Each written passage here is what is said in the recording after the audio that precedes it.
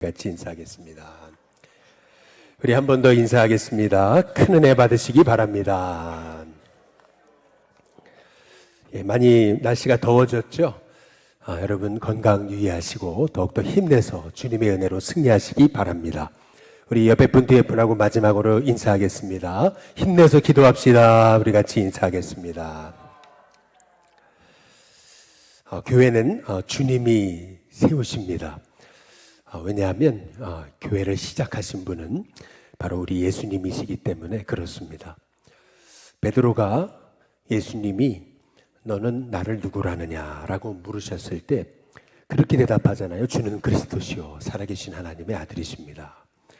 그때 예수님이 내 신앙 고백 위에 나의 교회를 세우겠다 이제 이렇게 말씀하십니다. 다시 말해 교회를 시작하시고 또 교회를 만드셔서 또 교회를 세워가시는 분은 바로 우리 주님이심을 우리에게 말씀하고 계시는 거죠. 그래서 교회는 하나님의 꿈입니다. 하나님은 하나님의 일을 교회를 통해 이루어 가시는 거죠. 그래서 교회는 이 시대 바로 마지막 하나님의 꿈이고 비전이고 또 하나님의 계획이시라는 것을 볼 수가 있습니다. 그래서 이 교회는 어떤 그 목회자가 또 어떤 특정인이 세우는 게 아니고 교회는 주님이 세워가시는 겁니다. 우리 일신교회 우리 성도님들의 마음에 일신교회는 주님이 세우신다 그 믿음을 가지고 우리 일신교회 주님이 세우시도록 맡기고 기도하면서 또 주님의 뜻에 순종하는 우리 일신교회 성도님들 됐으면 좋겠습니다. 계절은 봄, 여름, 가을, 겨울이 있죠. 봄이 너무 좋다고 봄을 막을 수는 없습니다. 이제 여름이 이제 오게 되는 것은 하나님의 섭리죠. 또 아무리 여름이 좋다고 겨울을 못 오게 할 수는 없는 거죠. 결국 겨울을 오게 하시는 분도 이제 하나님이신 거죠. 이 세상의 계절도 하나님이 주관하시는 거고 또 이 우주 만물의 삼라만상을 주관하시는 분이 이제 하나님이시라는 거죠. 나이는 못 속인다 그러지만은 우리가 이 사람 나이 거꾸로 먹네 이제 우리가 보통 이제 이런 얘기도 하지만 사실 나이를 거꾸로 먹는 경우는 없습니다. 거꾸로 먹는 것처럼 보일 뿐이고 나이는 못 속이죠. 어떻게 나이를 속일 수 있겠습니까? 결국 우리의 생명도 하나님이 주관하시는 것이죠. 그렇다면 이 교회에 주님이 세우신다라고 하는 그러한 믿음이 있다면은 우리가 너무 이제 교회가 뜻대로 안 된다고 낙심하거나 또 예를 들어서 조급해하거나 또 답답해하거나 또 막 우리가 하려고 그렇게 바둥대지 않아도 하나님은 분명 우리 일신교회를 통해서 하나님의 하실 일을 하시는 줄로 분명히 믿습니다.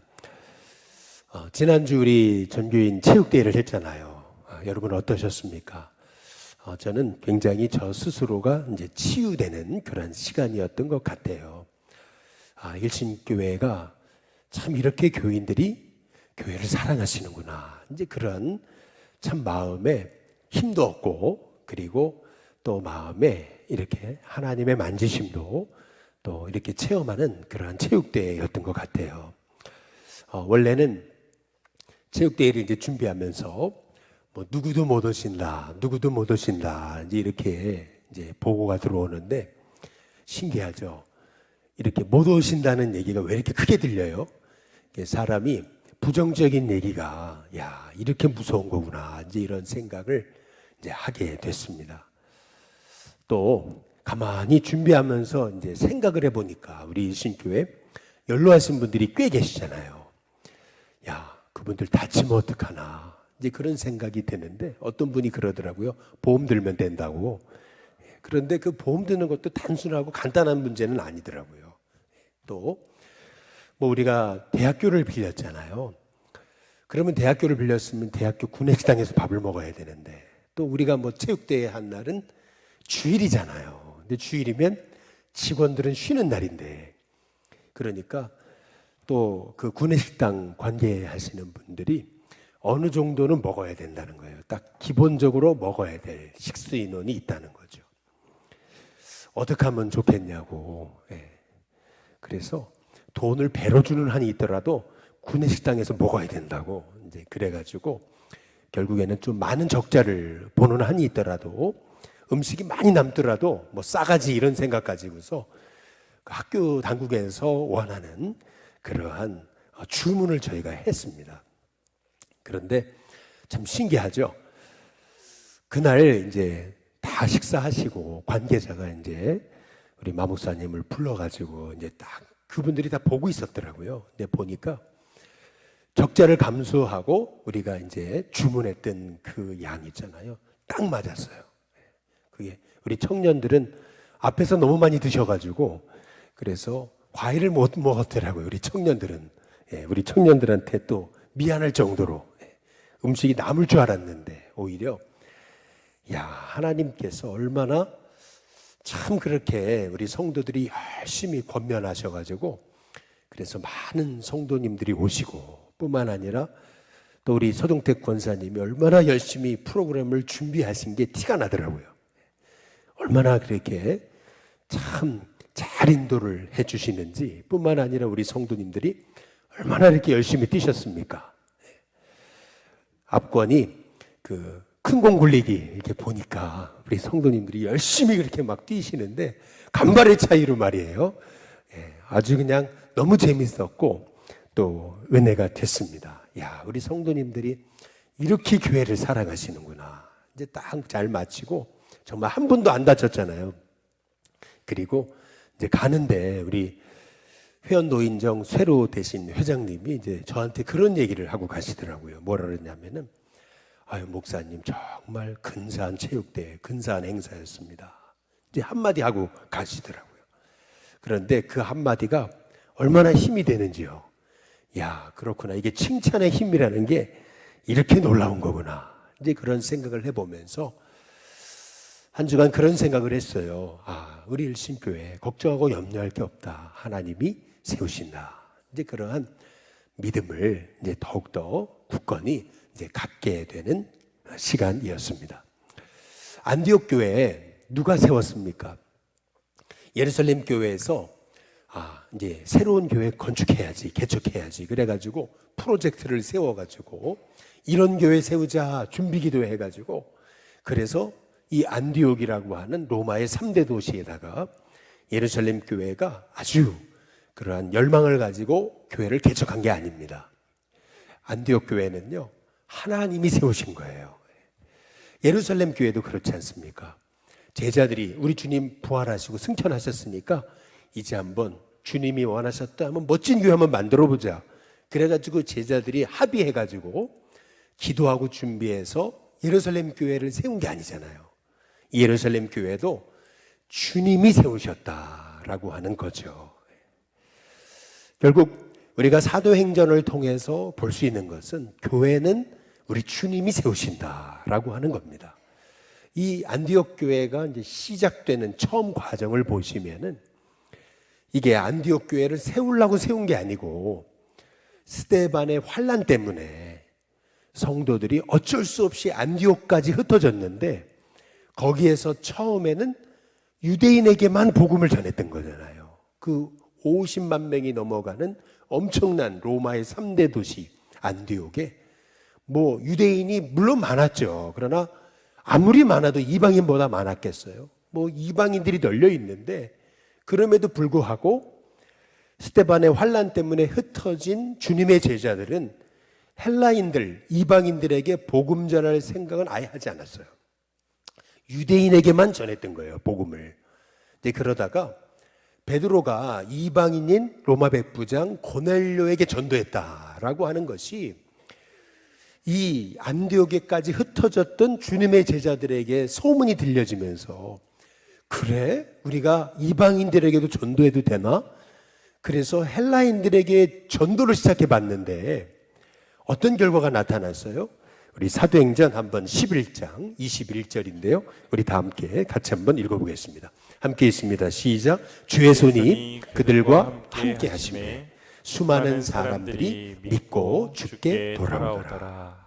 하나님이 얼마나 이 안디옥에까지 흩어진 주님의 제자들이 이방인들에게 복음 전하는 것을 기뻐하셨든지 주의 손이 그들과 함께 하셨다 그랬어요. 그래서 수많은 사람들이 주님께 돌아오기 시작했다라고 말씀하시는데, 이 말씀을 통해서 우리가 알 수 있는 것은 안디옥 교회는 시작부터 작은 교회가 아니었다라고 하는 거죠. 아주 폭발적으로 새 가족이 몰려온다는 소문이 그게 어디까지 퍼졌냐면 예루살렘까지 퍼졌던 거예요. 그래서 예루살렘의 교회 지도자들이 누구를 그 안디옥 교회에 초대 목회자를 보낼까 이제 같이 기도하다가 바나바를 보내게 됐던 거죠. 그 바나바는 아주 착한 사람, 착한 리더라고 그랬어요. 막 새 가족이 몰려오는데 이게 자기가 혼자 감당할 수 없으니까 자기보다 더 유능하고 똑똑하고 능력 있는 사람, 그 사람이 누굴까 기도하다가 이 사울이 생각이 났던 거죠.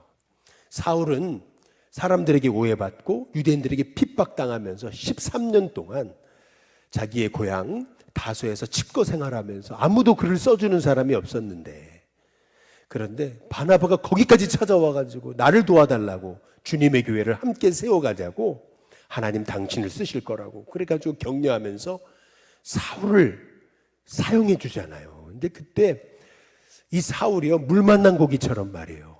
드디어 하나님 날 쓰시는구나. 그래서 생명 걸고요, 이 안디옥 교회에서 성도를 가르치기 시작하니까 거기서 비로소 최초로 그리스도인들이 그리스도인이라는 별명을 얻게 됐다라고 그렇게 말하고 있잖아요. 이 안디옥 교회가요, 폭발적으로 부흥해서 사람만 많이 모인 게 아니고 진짜 교회다운 교회가 되기 시작했다라고 성경이 말하고 있는 거죠. 이 안디옥 교회가 어느 정도 부흥했던 것이냐면은 예루살렘에 큰 기근이 왔을 때, 다시 말해 로마 사회에 엄청난 기근이 글라우디오 황제 때 있었는데 그들도 어려웠잖아요. 그런데 그럼에도 불구하고 예루살렘에 있던 교인들의 그 기근을 아예 책임져 줬을 정도로, 다시 말해 그냥 뭐 100만 원, 200만 원 헌금한 게 아니고요, 아마 수억의 돈을 헌금했을 거예요. 그래서 바울과 바나바가 들고 예루살렘 교회까지 가서 그들에게 구제 헌금을 전달하잖아요. 그게 얼마나 큰 돈이었든지 예루살렘 교회 성도들이 그 헌금을 통해 기근을 모면했다라고 하는 거죠. 그 정도로 안디옥 교회는 폭발적으로 부흥했을 뿐만 아니라 어려운 교회를 섬길 줄 아는 이제 그러한 교회였다라고 하는 거죠. 그렇다면 우리는 이 안디옥 교회의 부흥의 원인이 어디 있었는가? 오늘 말씀을 통해서 우리가 몇 가지로 알게 되는 거거든요. 그 가장 중요한 첫 번째 이유는 뭐냐면은 지도자들이 본을 보였기 때문에 그런 거죠. 사도행전 13장 한번 1절을 한번 읽어보시면은 우리 다 함께 같이 한번 읽어보겠습니다. 함께 읽습니다. 시작. 안디옥 교회에 선자들과 교사들이 있으니 곧 바나바와 니게르라는 시므온과 구레네 사람 루기오와 분봉왕 헤롯의 젖동생 마나인과 및 사울이라. 여기 안디옥 교회 선지자들과 교사들이라고 하는 말씀은 그 안디옥 교회를 이끌어가는 지도자 그룹이다라고 이렇게 말씀을 드렸습니다. 이 지도자 그룹, 우리식으로 말하면 기획위원회 5사람이 있었는데, 첫 번째는 정통파 유대인 바로 바나바가 있었고요. 그리고 니게르라 하는 시몬, 다시 말해 흑인 노예 출신이거나 아니면은 노예였던 그런 시몬이라는 사람이 있었고요. 그리고 구레네 사람, 다시 말하면 북아프리카 출신인 무명의 이방인이었던 그런 루기오가 있었고, 그리고 분봉왕 헤롯의 젖동생이었던 마나엔, 소위 헤롯 가문은 유대인들이 생각할 때 타도 대상 1호였던 그러한 가문이었는데 아주 굉장히 불의했던 가문이었잖아요. 그런데 그 불의했던 가문의 왕족 출신이 이 마나엔인데, 그 마나엔이 그 기획위원 중에 한 사람이었다라고 하는 거죠. 그리고 소위 완전 유대인 우파예요. 우파 바리새인. 그것도 행동파, 과격파, 바로 사울, 이 사람이 이 안디옥 교회의 지도자였다는 거예요. 이 5명. 이 5명의 그룹을 면면히 한번 자세히 들여다보면은요, 이 사람들은 이렇게 한 자리에 같이 있다라는 것이 사실은 기적인 거거든요. 로마 사회는 계급 사회였습니다. 철저히 신분의 구별이 있었던 사회였고요. 유대인들은 아주 철저히 인종차별주의자였습니다. 뿐만 아니라 이방인들은, 여러분이 로마 사회에 관한 책을 읽어보시면 아시겠지만 아주 굉장히 자유분방한 사람들이었습니다. 그런데 이런 완전히 서로가 섞일 수 없는, 당시로서는 한 자리에 있다라고 하는 것이 기적일 정도로 그런 사람들이 한 자리에 모여 있는 정도가 아니고 한 교회에서 같은 교회를 섬기고 같이 교회를 이끌어가는 지도자가 됐다. 근데 이것이 이 안디옥 교회가요, 얼마나 주님이 원하셨던 그러한 보편적인 교회가 됐는가. 어느 누구나 이 교회에 오면 교회의 주인공이 될 수 있고, 어느 누구나 정말 주님 사랑하여 교회를 위하여 헌신할 수 있는 사람이라면 이 교회에서 마음껏 쓰임받는 그러한 교회가 바로 안디옥 교회였다라고 하는 거죠. 그런 의미에서 이 5명의 리더 그룹을 성경이 소개하고 있는 이유는, 이 안디옥 교회는 벌써 리더가 영적 리더십의 본이 됐다라고 하는 것을 성경이 말하고 있는 거죠. 사회학적으로 본다면은 한 공동체가 바로 서려면은요, 영어로 responsible leader라 그랬습니다. 이 responsible leader들이 있을 때 이 공동체가 세워지는 거거든요. 다시 말하면 책임 있는 리더들이 많이 세워질 때 그 공동체는 세워지게 돼 있는 거예요. 잘 되게 돼 있다. 이게 사회학적으로 얘기하는 거죠. 그런 의미에서 이 안디옥 교회는요, 책임 있는 리더들이 굉장히 많았던 거예요. 아주 말씀대로 주님이 원하시는 공동체를 세워가기 위해 그렇게 서로의 다름을 인정하고, 그리고 서로 격려하고 세워주는 그런 정말 주님이 원하셨던 바로 그 교회를 세워갔던 교회가 안디옥 교회였음을 의미하고 있는 거죠. 그것이 첫 번째, 이 안디옥 교회가 이렇게 부흥할 수 있었던 원인이었다라고 성경이 말하는 겁니다. 두 번째로, 이 교회가 이렇게 부흥할 수 있었던 원인은 어디 있는 거냐면은 사도행전 13장 2절이에요. 우리 같이 한번 읽어보겠습니다. 함께 있습니다. 주를 섬겨 금식할 때에 성령이 이르시되 내가 불러 시키는 일을 위하여 바나바와 사울을 따로 세우라 하시니. 여기 보면 주를 섬겨 금식할 때에 라고 말씀하는데, 여기서 섬겨라고 하는 말은 예배드렸다는 얘기입니다. 주를 섬겨 예배드리는데 어느 정도 어떻게 예배드렸냐면 금식하며 예배드렸다라고 그렇게 성경이 말하고 있는 거예요. 로마 사회는 풍요 사회입니다. 그리고 안디옥은 풍요 도시예요. 로마의 3대 도시였으니까요. 50만의 인구가 당시에 그 로마 사회에 있었을 정도니까 그 사회는 엄청나게 풍요로운 그러한 사회였음을 의미하는 겁니다. 그런데 그 풍요로운 사회 속에서 이 안디옥 교회 성도들은요, 그냥 예배한 게 아니고요, 금식하며 예배를 드렸어요. 다시 말해서 그들의 예배는 진심이었다는 겁니다. 우리가 보통 왜 금식하죠? 잘 되려고, 성공하려고, 어려울 때 우리가 금식하잖아요. 그런데 안디옥 교회는 아니에요. 안디옥 교회는 진짜 예배 잘 드리려고 그들은 금식했던 거예요. 그러니까 예배가 진심이었어요. 예배에 헌신한 거예요. 예배가 살아있었던 거죠.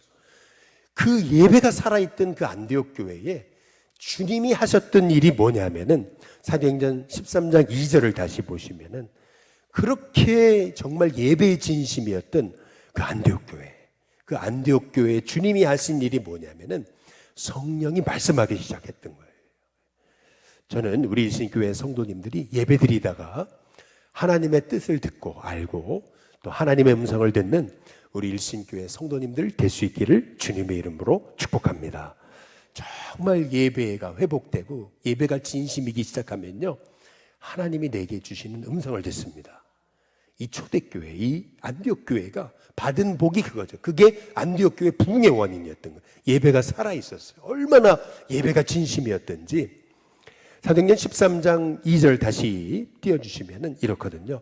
주를 섬겨 금식할 때 금식하며 예배했어요. 그랬더니 성령의 음성을 듣잖아요. 성령이 이르시되 내가 불러 시키는 일을 위해서 바나바와 사울을 따로 세워라 라고 하는 음성을 듣습니다. 바나바와 사울을 따로 세워라. 여러분 이게 무슨 말이죠? 따로 세워라, 따로 세워라. 이게 무슨 말이에요? 어디서 많이 들어본 말씀이죠? 예레미야 한번 1장 5절에 한번 이런 말씀이 있습니다. 한번 같이 한번 읽어보시죠. 같이 있습니다. 시작. 내가 너를 모태에 짓기 전에 너를 알았고 내가 배에서 나오기 전에 너를 성별하였고 너를 여러 나라의 선지자로 세웠노라 하시기로. 여기 보면 너를 여러 나라의 선지자로 세웠다. 이렇게 세웠다라고 하는 말씀이 나오잖아요. 바나바와 사울을 따로 세워라. 그렇죠? 이 세워라, 따로 세우라는 말씀의 의미가 뭐냐면은 이 바나바와 사울을 선교사로 보내라는 얘기입니다. 여러분 이게 이 안디옥 교회에는요 엄청난 충격적인 말씀입니다. 이게 왜냐하면은 안디옥 교회가 교회답게 세워졌던 그 원인이 어디 있었냐면은 그 바나바 때문이거든요. 또 안디옥 교회가 그리스도인이라는 이름을 얻게 된 그 이유는 뭐냐면 바나바와 사울이 진심으로 복음을 위해 협력하면서 성도들을 말씀으로 세웠기 때문에 그런 거거든요.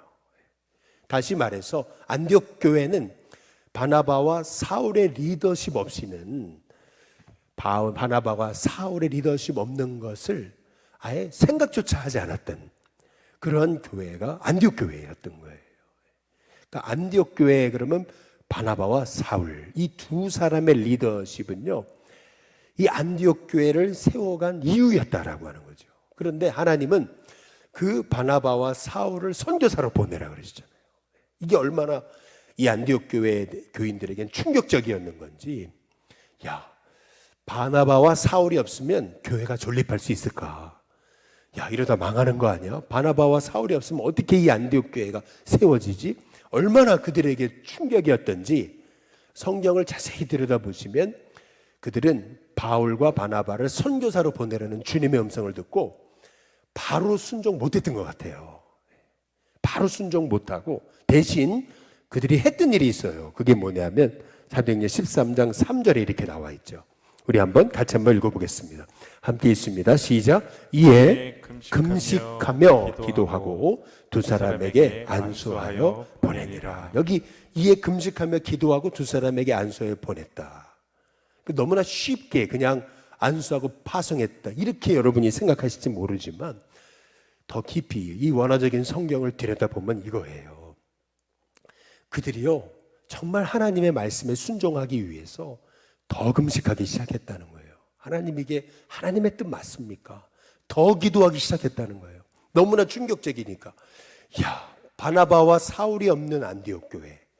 그러면 누구만 남아요? 리더, 기획위원회 누가 남습니까? 니게르라는 그 노예 출신 시몬, 그리고 구레네 사람, 저 북아프리카에서 내려온 무명의 이방인 바로 루기오, 그리고 분봉왕 헤롯의 젖동생 이 마나인, 이 세 사람이 기획위원 중에 남는 거거든요.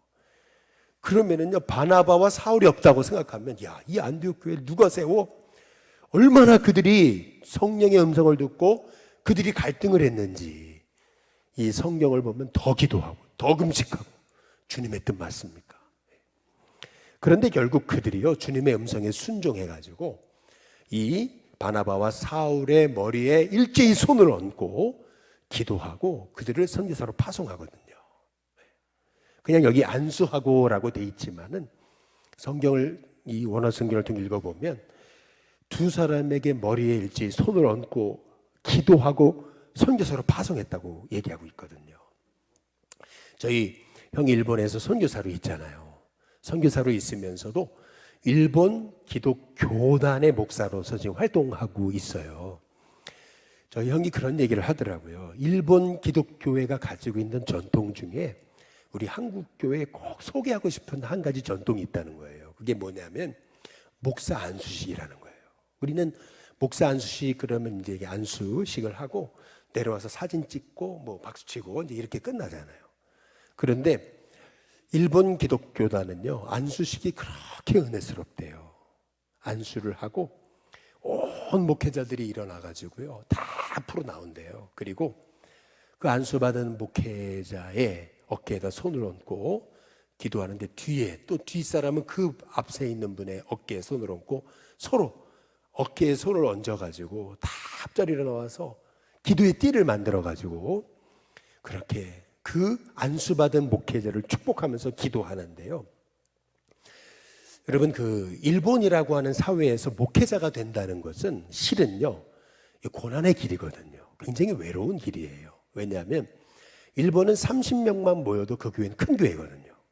그러니까 대부분의 교회가 뭐 10명, 15명, 20명, 뭐 많으면 50명, 그렇게 100명, 200명 모이면 정말 대형 교회인 거죠. 그러니까 목회자들이 얼마나 외롭겠어요. 그런데 이 목회의 길을 간다는 거, 일본에서 이거는 고난의 길이거든요. 그러니까 이 목회의 길을 가는 일본, 이 목회자, 안수받는 목회자를 위해 서로 어깨에다 손을 얹고요, 이 고난의 길에 우리가 함께 기도로 동참하겠다. 그러면서 그 일본에 안수받는 그 목회자를 서로 축복하면서, 하나님, 이 주님의 종이 정말 끝까지 주님의 종의 길을 가게 하시고 이 종을 통해서 주님의 영광을 이 척박한 일본 땅에 이루어달라고, 얼마나 그들이 다 같이 앞자리에 나와가지고 어깨에 손을 얹고 기도띠를 만들어가지고 그렇게 엄숙하게 그렇게 간절히 기도하는데요, 그 자리에 있어 보지 않으면은 그 엄숙함, 그 간절함, 그 얼마나 그 영혼을 축복하는 그 마음이요, 그게 그냥 가슴이 뭉클할 정도로 느껴진다는 거예요. 그런데 한번 생각해 보세요. 지금 바울과 바나바는요, 뭐 영광 받겠다고 선교사로 나가는 게 아니에요. 지금 기약 없는, 그리고 정말 가보지 않은, 어떤 일이 벌어질지 모르는 지금 선교지에 그들이 나가는 거예요. 그러니까 안디옥 교회 교인들이 바울과 바나바의 어깨에 손을 얹고 머리에 손을 얹고 같이 안수하며 기도했던 이 성경에 나온 최초의 선교사 파송식, 이것은 눈물바다였을 거예요. 성경이 나오지 않지만 얼마나 엄숙하게 눈물바다가 돼서 바울과 바나바를 축복하고 안수하며 보냈겠냐는 거죠. 또 거꾸로 뒤집어 놓고 생각해 보면은 바울과 바나바 입장에서도 그런 거잖아요. 야, 우리가 없으면 이 안디옥 교회는 어떻게 세워질까? 걱정이 얼마나 많았겠어요. 야, 이 교회를 어떻게 세운 거고, 주님이 이 교회를 얼마나 사랑하시는데 이 교회 성도들을 내버려 두고 선교사로 파송받고 있는 바나바와 이 사울의 입장을 한번 생각해 보면은요, 결국에 이 안디옥 교회가 이러한 여러 가지, 이 안디옥 교회가 바울과 바나바가 없다는 거, 이건 너무나 충격적인 거고, 또 바울과 바나바도 이런 안디옥 교회를 내버려 두고 떠나야 된다는 것이, 그것이 엄청난 그런 마음에 참 아픔이었을 텐데, 그럼에도 불구하고 이 안디옥 교회는 바울과 바나바를 파송하고, 그리고 바울과 바나바는 안디옥 교회를 놔두고 선교사로 나가는 이 공동체, 이 사람의 마음. 여러분, 이거에는요 한 가지 공통점이 있어요. 그게 뭐냐면 결국에는 안디옥 교회는 주님이 세우실 거다 뿐만 아니라 바울과 바나바의 선교도 주님이 하실 거다. 그러니까 같이 다 주님이 하신다, 주님이 책임지실 거다. 근데 그런 마음을 가지고 그들에게 안수하며 보냈던 것을 우리가 볼 수가 있는 거거든요.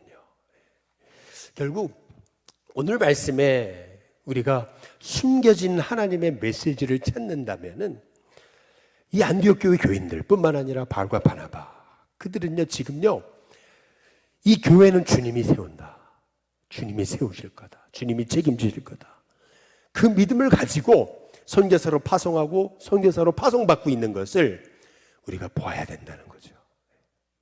그렇다면 여러분, 이 주님의 교회 일신교회도 주님이 세우시지 않겠습니까? 주님이 세우시고 주님이 책임지시고 주님이 순종한 우리를 통해서 주님의 하실 일을 하시겠죠. 뿐만 아니라 교회만 그렇겠습니까? 아니죠. 하나님은요, 여러분의 가정도, 여러분의 인생도, 여러분의 자녀도 하나님이 책임지시고 하나님이 세워주실 줄로 믿습니다. 결국 하나님이 세우시는 거예요. 하나님이 세우셔야 되는 거죠. 생각해 보시면 요셉이 잘못한 게 뭐가 있어요? 그냥 아버지가 자기를 특별히 사랑해 준 것밖에 없는 거거든요. 또 형들이 잘못할 때 아버지한테 그걸 다 일러 바쳤다. 아니, 당연히 형이 잘못하는데 그러면 동생으로서 형들의 잘못을 아버지한테 말씀드리는 거, 그게 뭘 잘못한 거예요? 형들이 멀리 양을 치러 갔기 때문에 안부도 묻고 또 아버지의 심부름차 형들에게 갔을 때 형들은요, 그 동생 죽이지 못해서 안달이었잖아요. 결국 애굽의 노예로 끌려갔을 때 거기 뭐 말이 통합니까? 문화가 맞습니까? 매일 밤 아주 눈물로 밤을 지새웠겠죠. 뿐만 아니라 사람이 열심히 살지 않으면은요, 그만큼 실망도 적은 거예요. 그런데 얼마나 거기서 열심히 살았어요. 주인에게 인정받았잖아요. 그런데 주인의 아내가 요셉을 이용하려다 뜻대로 안 되니까, 그러니까 누명 쓰여가지고 감옥에 가둬버리잖아요. 사람이요, 오해받는 것만큼 힘든 게 없는 거예요. 성경에 보면은 뭐 요셉이 거기서 쿠데타를 했다더라, 뭐 고소를 했다더라, 뭐 그런 성경의 얘기가 아무도 어디에서 눈을 씻고 찾아봐도 찾아볼 수가 없어요. 여러분, 그 말의 의미가 뭡니까? 그 억울한 일을 당했을 때 요셉이 했던 일은 하나님 앞에 엎드린 거죠. 여러분, 노예였다가 누명 쓰여가지고 감옥에까지 들어가잖아요. 그 얘기는 뭐예요? 이제요, 더 이상 그의 인생은 회복의 그러한 1%의 소망도 없다는 얘기거든요. 요즘에 뭐 서울시에 집을 나가지 않고 집에만 있는 그런 청년들이 13만 명이나 있다 그러잖아요. 서울시에만. 밖을 나가지 않고 집에만 있는 청년들. 여러분, 그렇지 않습니까? 이 요셉이요, 얼마나 그렇게 그 절망적인 상황에서 얼마든지 낙심할 수 있었던 거예요. 지금 요셉의 나이가 20대잖아요. 20대 청년이잖아요. 사람이 왜 절망합니까? 그것은 소망을 잃어버릴 때 절망하는 거잖아요. 그런데 놀랍죠. 그 가장 절망할 수 있는 그 자리에서 하나님의 그 일이 시작되는 거예요. 하나님이 요셉을 일으키시잖아요. 어느 정도까지 일으키세요? 총리의 신분까지 일으키십니다. 그것도 잠깐 쓰시는 게 아니고요, 평생 쓰시잖아요. 여러분, 우리가 이 요셉의 인생을 살펴보면서 우리가 알아야 되는 건 뭐냐면, 결국 우리 인생은요, 하나님이 세우십니다. 또 하나님이 세우셔야 됩니다. 여러분의 가정, 여러분의 자녀, 여러분의 인생 하나님이 세우십니다. 우리가요, 교회만 하나님이 세우시는 게 아니에요. 여러분의 가정도, 여러분의 자녀도, 여러분의 인생도 하나님이 세우신다. 우리의 앞길도 하나님이 세워가신다. 여러분, 그 믿음이 우리에게 필요한 거죠. 저와 여러분의 인생을 주관하시는 하나님께서요, 나를 하나님의 자녀로 택하셨고 부르셨다면 저와 여러분의 인생을 하나님이 요셉처럼 하나님 세우실 거다. 여러분, 그 믿음을 가지고 정말 그 약속 붙들고 소망 가운데 여러분 절망하지 않고 끝까지 담대하게 믿음으로 승리하는 우리 일신교회 성도님들 다 되시기를 주님의 이름으로 축복합니다. 우리 시간 함께 찬양 부르기 원하는데요, 우리 주님의 교회 일신교회는 주님이 세우십니다. 여러분의 가정, 삶도 주님이 세우십니다. 우리가 그 믿음을 가지고 오늘 이 찬양 부르시고요, 합심해서 기도하기 원하는데요, 우리 다 함께 일어나셔서